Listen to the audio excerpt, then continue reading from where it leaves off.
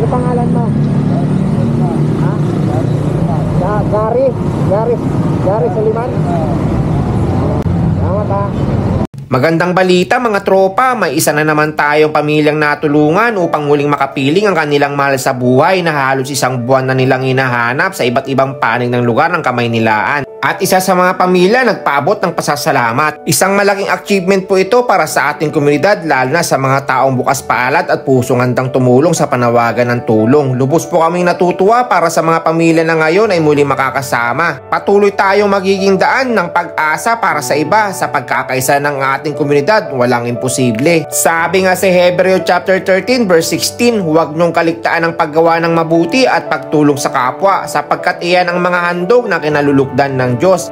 Isang paalala at hamon sa bawat mananampalataya na mamuhay ng may malasakit at kabutihang loob sa kapwa. Ang paggawa ng mabuti at pagbahagi ay tinatawag na sakripisyo o hangain ng Diyos. Hindi dahil mahirap lang gawin, kundi dahil ito'y ginagawa ng bukal sa kalooban. Kahit walang kapalit, at kapag ginagawa natin ito ang tapat, nalulugod ang Diyos. Hindi lahat ng sakripisyo ay nasusukat sa laki o halaga. Madalas ang Diyos ay mas natutuwa sa simpleng gawain may kasamang pagmamahal, malasakit at kababaang loob. Ayon nga sa Isaiah chapter 49 verse 8, sa kapanahunan ako'y tutugon, sa araw ng kaligtasan tutulungan kita. Ito ay paalala mula sa Diyos na may tamang oras ang lahat. Maaaring sa ngayon ay puno ng tanong, lungkot at paghihintay ang ating mga puso, pero pinapangako ng Diyos na darating ang araw ng kanyang pagtugon. Hindi man agad-agad, ngunit tiyak at tumpak ayon sa kanyang layunin at plano. Kaya po ang bawat pag-share ninyo ng aking mga video ay hindi lamang akin, kundi para sa mga pamilyang naghahanap ng pag-asa tulad ng aming pamilya na 10 taon na naghihintay ng muling makapiling ang aming nawawalang kapatid na may kapansanan. Patuloy lamang po tayong manalangin at maniwala. Ang Diyos ang hindi nakakalimot, sa tawag ng panahon tutugon siya. Bilang isang kuya, patuloy akong umaasa sa pangako ng Diyos. Hindi ako sumusuko sa kabila ng mga pagsubok sa daan. Sa bawat biyahe, kahit pa malakas ang ulan, tinatanggap ko ito ng buong tapang. Hindi hadlang sa akin ang pagod sa pagtatanong sa mga taong tinuturi kong biyaya, dahil maaaring isa sa kanila ang makapagtuturo kung nasaan ka na. Kapatid ko yun ma'am, nawawala.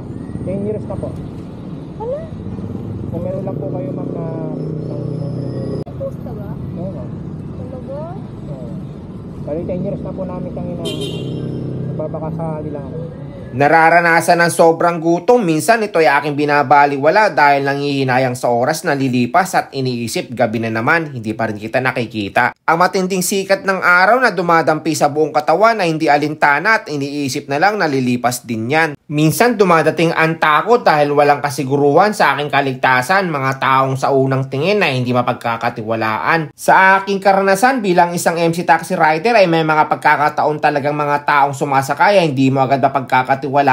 Paano ka ba naman magiging kampante kung ang pangalan ay alias at walang malino na pagkakilanlan? Dumarating ang punto na ako mismo ang nag-aalangan, itutuloy ko ba ito? Ihahatid ko ba siya? O baka bukas ako naman ang laman ng buong balita? Aray ko. Kaya naman ako ay taimtim na nananawagan sa mga kinaukulan at sa mga iba't ibang kulay na aming pinaglilingkuran. Sana po ay magkaroon ng mas matibay at malinaw na sistema para sa aming mga rider, lalo na sa pagdating sa aming kaligtasan. Nais naming ipanukala ang isang sistema ng verifikasyon ng mga pasaherong tulad ng malinaw na larawan ng pasahero, valid ID at detaling maaari naming ibahagi sa aming mga contact person o emergency contact bago pa man kami bumiyahe. Hindi po kasi maiiwasan ng mga sitwasyong nakakatakot at alanganin. May mga senaryo rin na gaya nito, at dahil sa hiya o takot na magkaroon ng konting hidwaan o hindi pagkakaunawaan, wala na kami magagawa kundi pagpatuloy, pero walang kasiguruhan kung makakabiyahe pa ulit o magtutulak pa uwi.